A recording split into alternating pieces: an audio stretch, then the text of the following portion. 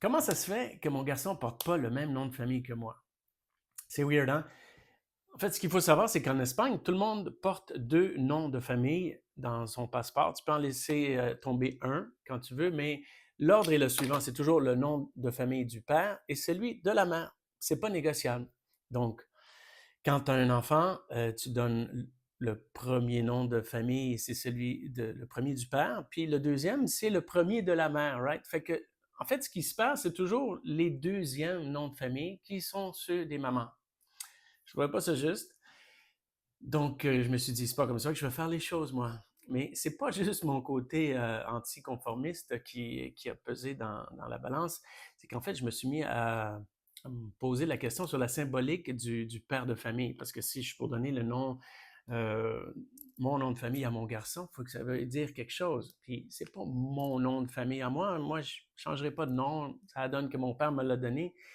Mais qu'est-ce que ça veut dire? Qu'est-ce que ça signifie? Fait que là, la symbolique, je me suis dit, bon, c'est pas juste la protection, c'est pas juste le fait d'être pourvoyeur, c'est la personne qui a instauré les valeurs dans la famille, right? Fait que c'est lui qui, en faisant passer ses intérêts en deuxième, ok, en priorisant les membres de la famille avant lui-même, ben, il a démontré qu'il y a de l'empathie, il y a de la coopération, il y a une harmonie qui s'installe, puis ça fait en sorte qu'il y a comment je dirais, il y a une confiance qui s'établit avec tous les membres de la famille. Puis c'est avec la confiance que tu peux avoir de la loyauté.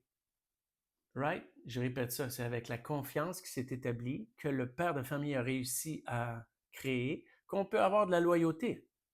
Puis plus il y a de l'argent dans la famille, bien, plus les membres vont en bénéficier. Donc l'argent, c'est l'outil pour faire en sorte que la famille a réussi, disons. Là, vous me voyez venir. En fait, je me suis dit, père de famille puis un bon leader, c'est les mêmes qualités dans le fond. Fait qu'on va faire un parallèle avec le marché du travail. On ne fera pas ça là, mais je trouvais intéressant de faire un podcast avec un invité. Je vous invite à faire deviner qui ça va être.